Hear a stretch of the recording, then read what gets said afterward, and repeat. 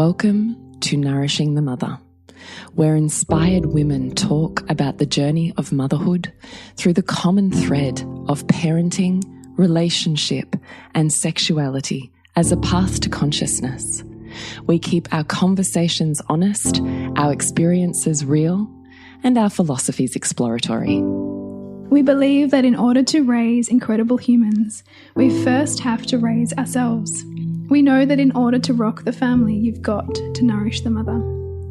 If you are here, you care about paving a path of conscious and intentional motherhood, connected with yourself and your gifts, and also illuminating your children in theirs so we may raise more whole humans who can impact this world in a more humane way.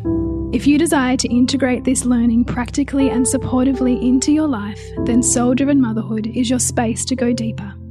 Head on over to nourishingthemother.com.au or follow any of the links on our socials for Soul-Driven Motherhood. We are Julie Tenner and Bridget Wood, and we're so grateful you're here.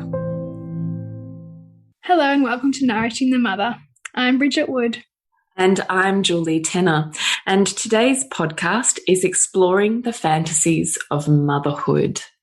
Now, this is really for Soul-Driven Motherhood as part of our Elixir Wisdom series, because what we're doing in there is talking about universal laws, how they apply and how you can apply them to your life. One of the ones that Bridget and I are most fascinated by is the concept that every fantasy that you hold or infatuation has a hiding nightmare that seeks to equilibrate your high feelings. You're often not aware of the nightmare until it comes screaming into your face. So it's just a really beautiful invitation into how you can have massive impact on your reality, on your world, and on your emotional charges by simply taking a moment to look at what fantasies you might be running and offering yourself a conscious opportunity to equilibrate them so the world doesn't have to do it for you. So that's where we're taking the conversation today, and we would love to remind you to jump onto nourishingthemother.com.au, scroll on down to the red banner, drop in your email, and once every so often you get a beautiful love letter from us, keeping you informed of everything happening in the world with us, so you can pick and choose where you'd love to dive deeper. nourishingthemother.com.au, where you can also find out about Soul-Driven Motherhood. We began this conversation before we hit record a little on, but what are all the fantasies that we, begin motherhood with? And then we just kept rolling with them, didn't we? Because there's just so many that we kind of have this idea about, and then reality hits, and that reality can sometimes be crushing because you realize all of the one-sided, fantastical ideas that you thought something was going to be. Yeah. Let's say, can you remember what fantasies you held before you actually had your baby? So pregnant with your first child. Yeah. Because I always laugh at this. I always think of that meme that's something along the lines of, we were all the best hypothetical parents. Oh, yes. Oh, gosh. Because I read everything, right? And it's a classic thing, like professional women who go on to have their children in their late 20s or their late 30s or whenever it is, make sure, like any kind of endeavor, that they're very well read on it and they have, done all the things, right? And this was no different. And so I think for me, seeing that motherhood would be the answer to my lack of fulfillment in my work, and that so I could just transfer my lack of fulfillment and find fulfillment here. And I mean, I did for a really long time, but I also recognized quickly, I need something else too. And so, but then I would often run into this belief, which I think likely probably is not mine, but more my mother wound, that I should be able to be fully fulfilled being fully present with my children. Yeah, I remember feeling that one too. Yeah. And that should be enough for me. Like, listen to how many shoulds are here, right? And the difficulty that I wrestled with when I realized that, no, I still need something else, You know, so like when my son was 3 months old, I was doing a magazine and feature writing course, even though I have a journalism degree. Because I was like, I need to create something. I've got to create. And there was, even though like that transition into motherhood fulfilled so many things to me, it still revealed where there was still voids. And so recognizing early on in that first year, this is beautiful and rich, but really still full of a whole lot of challenge that I probably didn't recognize was going to show up, and that I thought I was going to leave all this challenge that I was feeling like I was facing in my career and leave it there. Turns out I've just birthed it in this new form, not just with this child, but also in who I am as a woman. That this role isn't answering everything that I thought it was going to answer for me. And so I'm now having to meet more edges of what is a lifetime story of like not feeling good enough. And so that was a big one. That's a big one. Yeah.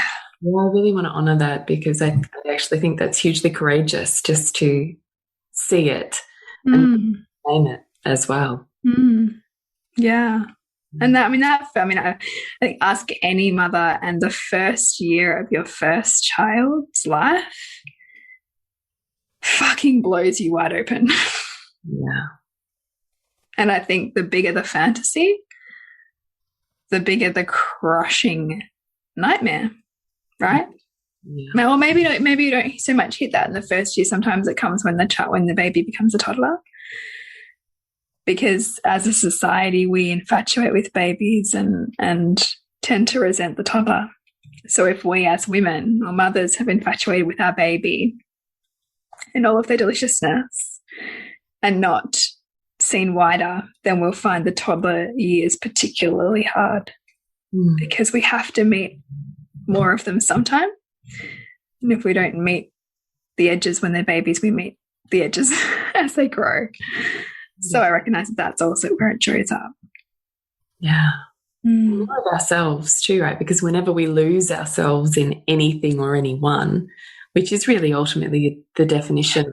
Yeah. At some point, you, aka the universe, needs to put that codependent stop sign up and push you back into yourself. Yeah. Which can look like sleep issues, which can look like behavioral challenges, which can look like relationship problems, which is a big one, particularly first year of parenthood. Yeah. And this is where you and I keep coming back to, what is the function in this dysfunction? Because we don't necessarily see that as dysfunctional at all, but a function of healthy relating, which will push you back into yourself if you've become too codependent. 100%. So even when I've hit edges with my kids, I'll be like, oh, what's this here for? And why this and why right now? Like, what is this pushing me into? What are they seeking here? What am I needing here with this dynamic? Rather than it being necessarily a problem, it's a place to be curious first. 100% place to be curious. Yeah.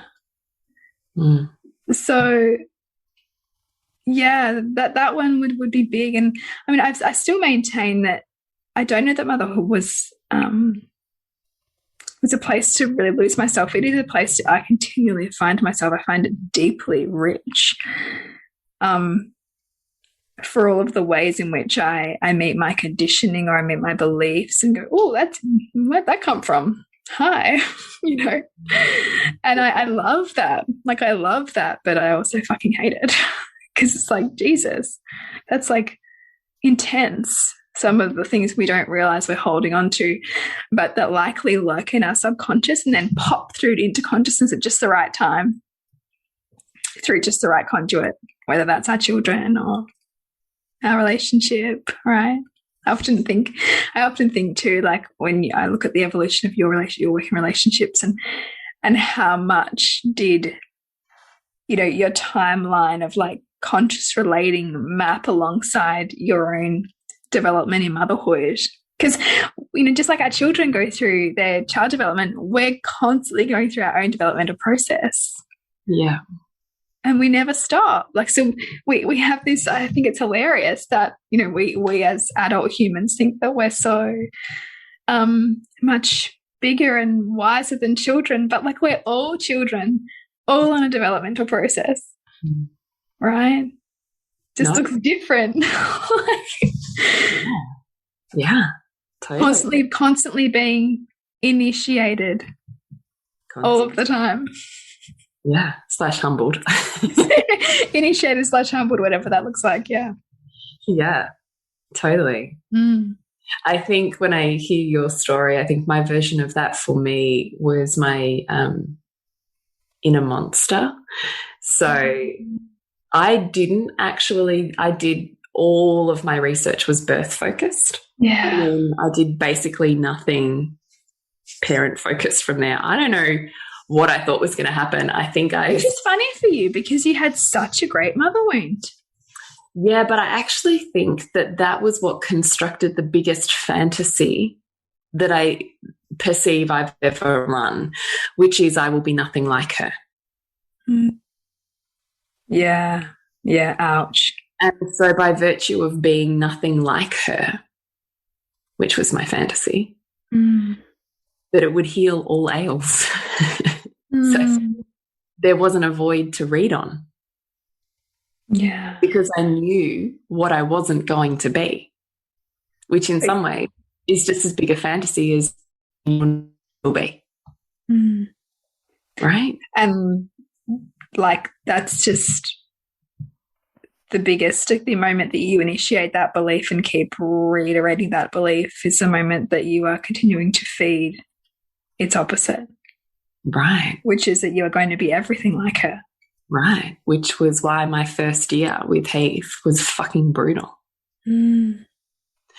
Because the self-loathing that opening brought up within me and the re-traumatizing of my own trauma and pain was like fucking epic. It was enough to peel me like a banana and shatter me like a bomb. Like it was inside and it was outside. And the entire identity that I had crafted, the entire way that I had seen the world and myself within it was completely and totally destroyed. Like that shit is brutal. Like I literally remember being on the other side of feeling like just clawed myself out of the deepest well. The way they used to think of it was, oh God, what is that movie? Was it, I want to say it was a Brad Pitt movie, but I can't remember. And a little bit gory, and there was like this mass murderer who would skin women and wear their skins. Do you remember that movie? No, it's not something I'd probably go for. Crime, murder, horror, you know, I wish at this moment I can remember what the movie was called. But I remember this scene of the victim in the end of this movie, spoiler alert, that ends up being saved. And the murderer keeps her in a well, so in a like bluestone cobbled well, like that is so deep and dark in this hole. And he sends her. I think I do remember this. He sends her food up and down in like a, you know, well bucket sort of thing. Yeah. And a torch at some point when he's pulling the bucket back up, and it highlights the gloss or the shine on the cobbles as it's coming back up, and all you can see are the broken off fingers and scratch marks and blood, as all of his previous victims have tried to claw their way out and have obviously fallen or whatever, but they've given up fingertips, and you know that's how desperate they've been to escape. And that particular imagery has always sat somewhere in my psyche. And when I think about that first year with Heath, that's what it felt like for me. I felt like I was all of those victims, the ones that, you know, had tried their way to scrape up stone by stone because they felt their life depended on it, and they'd snapped a finger and fallen back down to the bottom only to get up and try again because their life depended on it. Yeah. And I felt like the woman who eventually climbed out of that. So when I think about equilibrating fantasy and nightmare, they're not separate in their degrees. So my degree of suffering or perception of suffering was equal to my degree of fantasy. That's how big it was. Yeah. So we, as humans, only experience revelation from pain and suffering. It's what cracks the ego that keeps us confined in a tight little shell that's grown too small, contained. It has to be cracked open. It's hard work for the baby bird to chip out of the shell or to leave the nest and learn to fly and fall to the bottom of the tree, right? Like, we have to do that. That's how revelation is found. But the degree of that was extreme because the degree that I had built up a construction was extreme. So what you experienced in that first year was a natural equilibration to the level of one-sided infatuation you had about who you were going to be. Yeah. And by virtue of that, the depth of suffering also, potentially, if you stay on that path, allows you the depth of enlightenment to bring light to, or wisdom, or revelation. So it was still the year of, I perceive, my greatest growth, probably the last year, because that felt like a, you know, another version of that. So not that dramatic though. So I still think that that was the best year of my life when I look at it from a soul growth perspective and who I became and what I shared and what that opened up. But that's not to minimize from the degree of suffering, which really on many levels was self-imposed from the degree of infatuation. Yeah. And you had to strip yourself. So like there's so many layers you had to strip back to get to the core of it because neither of them were real. No. Right. You had to see all that nightmare. The suffering is only there if you're attaching to the fantasy, right? Because what are you suffering from? It's only the attachment. Yeah. It's like the concept of betrayal, like somebody betraying you. Nobody really betrays you. You betray you through the projection of your value onto them for them to live always in what you would expect, essentially. It's again back to that self and the projection onto that situation or person. The projection onto Heath to be a baby that would or wouldn't do. Well, it was me. Is that I would or wouldn't. Yeah. Yeah. And of course, then I had the baby who perfectly took me to all of those places. Yeah. You know, he didn't. It's hard to say. That's right. You know, all things. And I didn't know anything either. But you can also be like, it's like, I read this really great quote when I was researching for my Disrupt course last year, and it was all about, you know, you can grow up well into adulthood and think you're a really good person until you become a parent. Yeah, summed up. because there's like, it's not really until you're a parent that you'll have your buttons pushed in ways that they've probably never been pushed before. Yeah. Like you don't have an out in parenthood. No. And you also have like another human biologically programmed to express whatever you've repressed. Yeah. Blows my mind. So, of course, it has to be one of the hardest pathways. And it was through that experience being so hard that it actually led me on to all of the things like natural groups and, you know, extended breastfeeding and baby wearing and I can't even think all of the other spaces that I eventually 100% found myself in. Yeah. So that, you know, I mean, I have my first year only 18 months apart. So we're talking about the first year of life and the first 3 months of Jade's pregnancy where I'm finding it hard. And probably was up until he was about 9 months old, to be fair. And by the time she's 18 months old, I completely know who I am. I'm completely infatuated with attachment parenting. Yeah. You know, wear her for every sleep. We co-sleep together. We breastfeed till she's 3. Like, I meet, and it's through that experience then that I up-level my, or perceived up-leveling of my attachment parenting then to aware parenting. Yeah.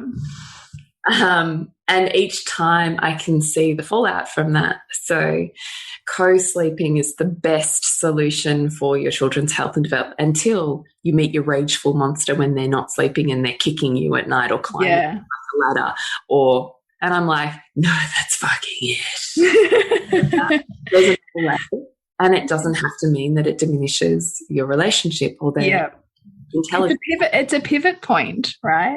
But it's when you've built up an identity as that. Yeah. Yeah, totally. Yeah. And still co-sleeping baby wearing is the best. This third child of mine's going to have the best of all of my knowledge now and will be the most conscious creation that I've ever consciously created.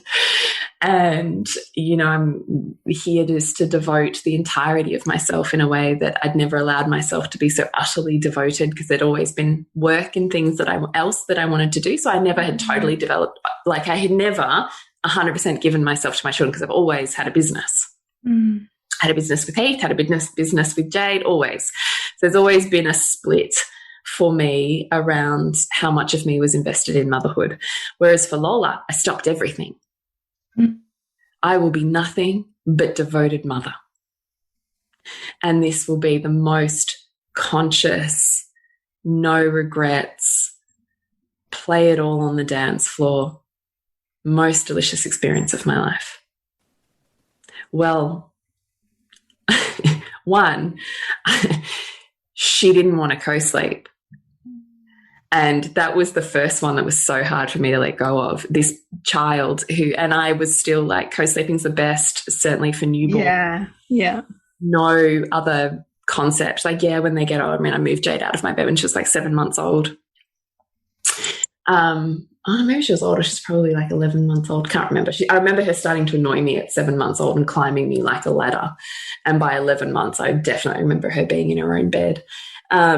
But I was still like, definitely first, 6 months of life, 100%, definitely first 3 months of life, best thing in the whole world. Can't wait for those snuggles. Love it. Brought you already had the cardigans pre-prepared. So you know how your shoulders get cold and how when you're sleeping, one arm's always out and, already had the cardigans pre-prepared, all ready for my co-sleeping situation. And Lola would not have a bar of it. And it was brutal to me. But put her in a cot, didn't even have to rock her. Boom. As soon as she had personal space, slept literally like a baby. And it literally took my home birthing midwife to be like, do you think maybe she really likes personal space? And I was like, no, she doesn't. The best thing that she likes is to be right on me, right next to me, because that's what's best for her. Yeah, yeah.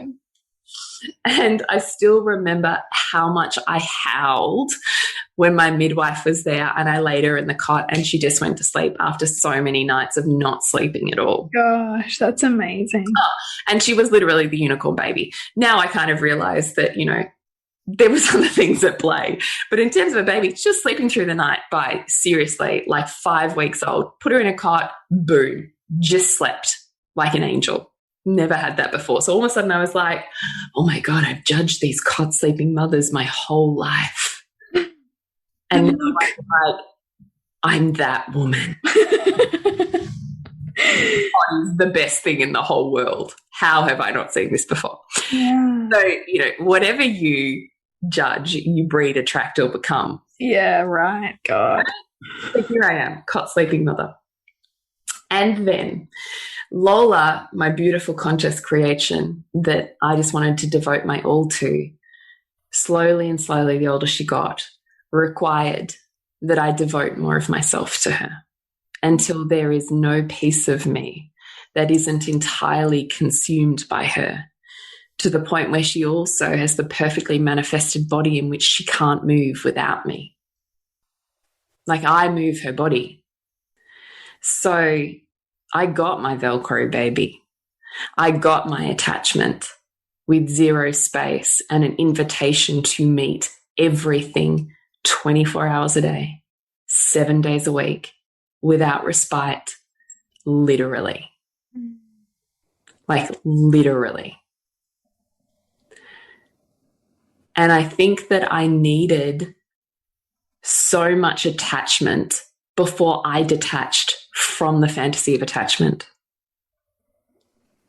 Like you had to have that so in your face because to balance the level of. I wasn't doing that consciously on my own. The only way that that fantasy was equilibrating was if I had a child that like took my attachment to such an edge that I was the one that flipped. Right? So we manifest in our children, the children who reject us, so we separate and come back into ourselves, or we manifest and co-create an experience in which we do that for ourselves. And that was what I got. By the age of 2 years old, I was seriously in PTSD. Like, that's why baby number 4 was so hard for me to even wrap my head around being pregnant, because I was literally felt like I had post-traumatic stress from how hard that experience had been with Lola, and continued to be, and still is on many levels. So I see the fantasy of the totally conscious, totally consumed, totally attached, and I see my nightmare of all of those things, because she is all of those things. I just didn't see that there was a drawback to those things until I'm living with them. And now I see them every day.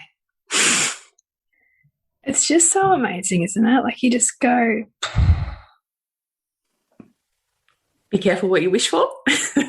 That's what I think. Yeah. Yeah. Be careful what you fantasize over. You know, oh my God, he's the answer to my whole world, best boyfriend in the whole world. I've never loved like this before. I've never felt like this before. He's a drug dealing pimp who smacks me round. Like, this is seriously the reality in the world. The bigger the fantasy, the bigger the nightmare. Yeah.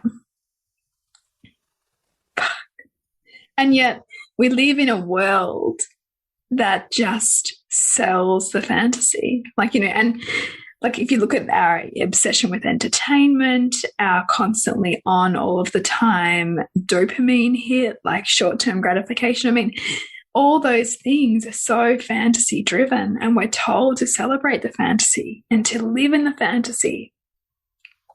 But the bigger the addiction and one-sidedness, the bigger the crash. It's like the opium of the masses, to have like all support, no challenge, or to be always kind and never mean, to be always conscious, never harsh or unconscious, to always love motherhood, not resent it. Right? Yeah. So the work is like seeing the function in the things that equilibrate you, isn't it? Yeah, and I just think it's worth seeing it play out in the world, and just to really sit down and ask yourself, or do a reconciliation right now of what are the fantasies I'm running. Because if I can consciously ask myself what the drawbacks to those are now, I don't have to unconsciously manifest a situation in which to discover them. So you can consciously with some degree of impact, fast track your wisdom and your emotional charges. Therefore, your reality.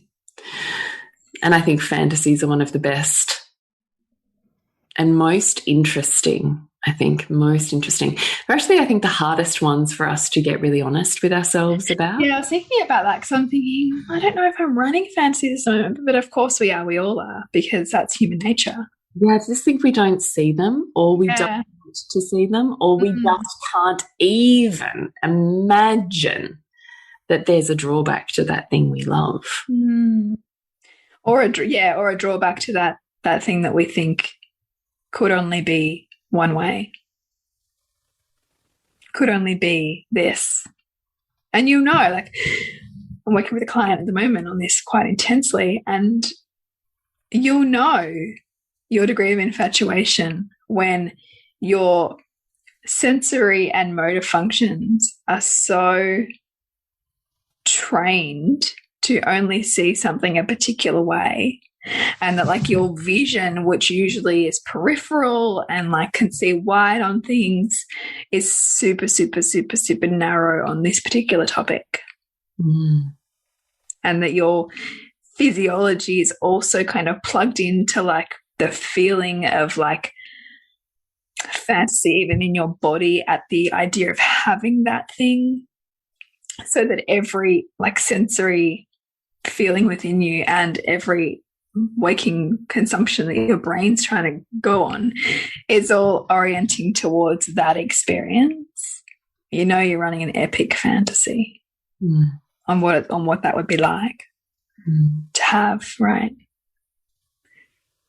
And yet, you know, for anybody who's ever run an epic fantasy on motherhood or mothering, you'll know that that's bred, you know, the child with extreme sleep challenges or the self-identity in motherhood that is so crushing you don't even know who you are anymore. Yeah. I know that one. And I think also that one, if that's a pattern, will come up at key ages that your children hit.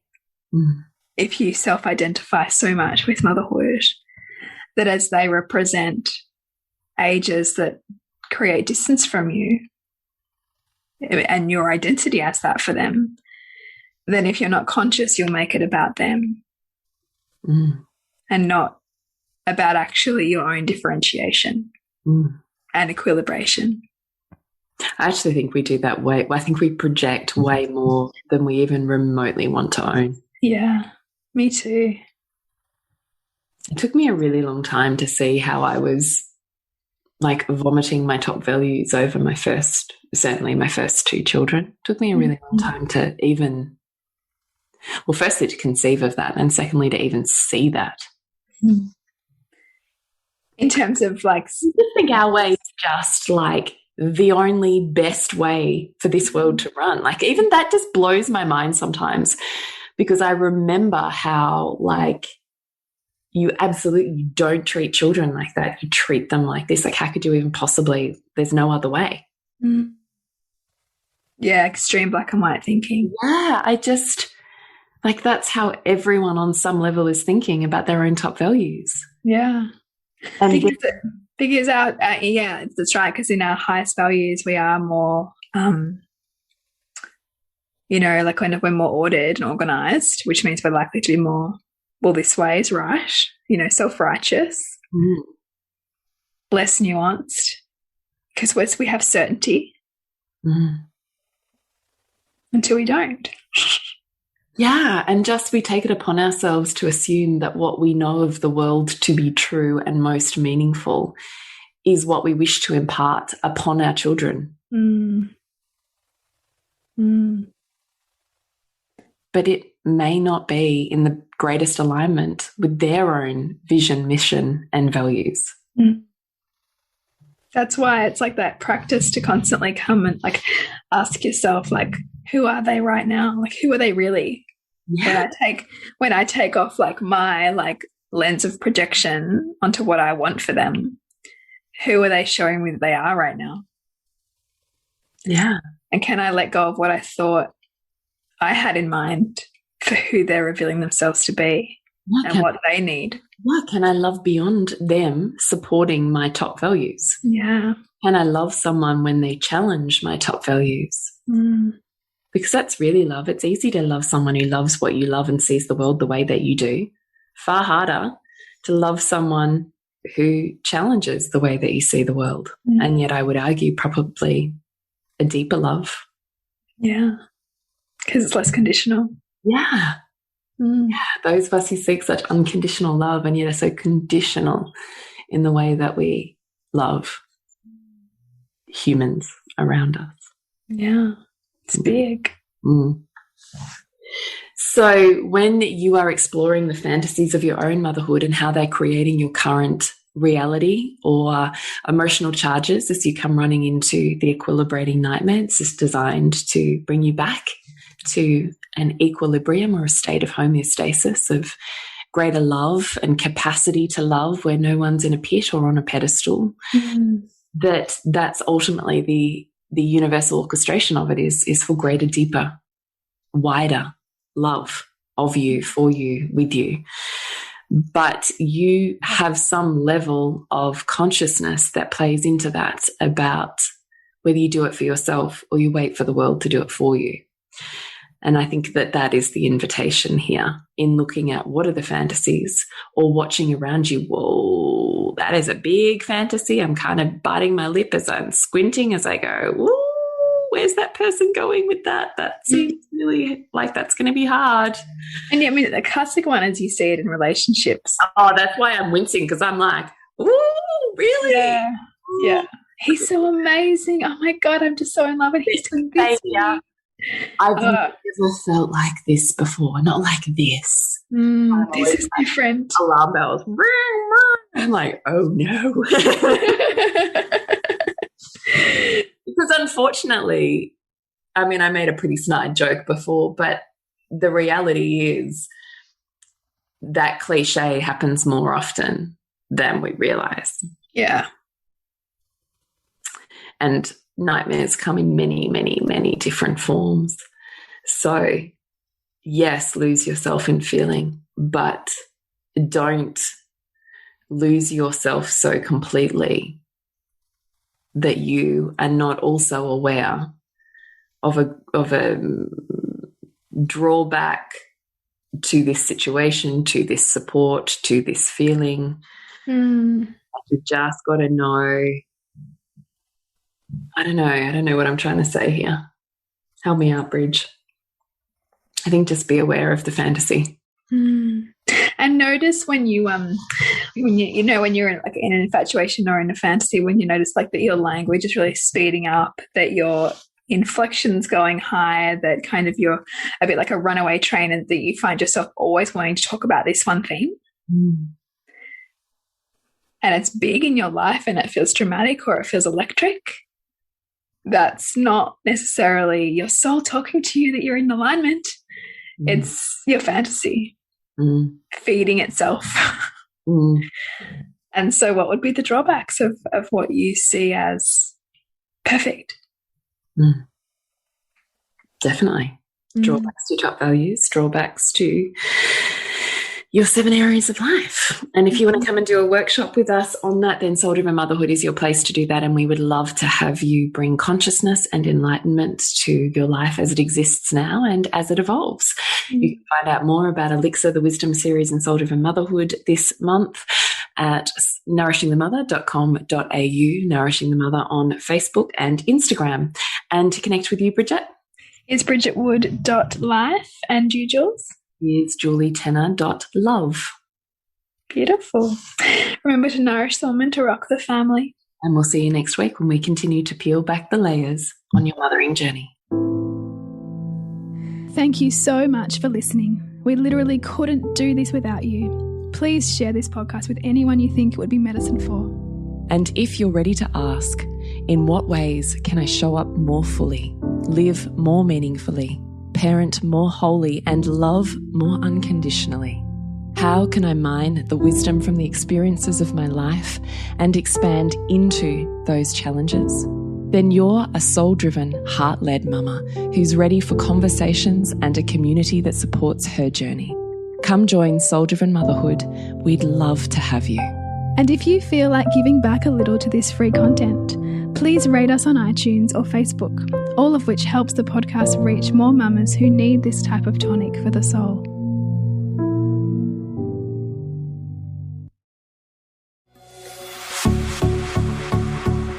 This has been a production of TheWellnessCouch.com. Check us out on Facebook and join in the conversation on Facebook.com/TheWellnessCouch. Subscribe to each show on iTunes and check us out on Twitter. The Wellness Couch, streaming wellness into your lives. Whilst the Wellness Couch presenter endeavor to provide accurate and helpful information to their listeners, these podcasts cannot take into account individual circumstances and are not intended to be a substitute for health and medical advice from a qualified health professional. You should always seek the advice of a qualified health professional before acting on any of the information provided by any of the Wellness Couch podcasts.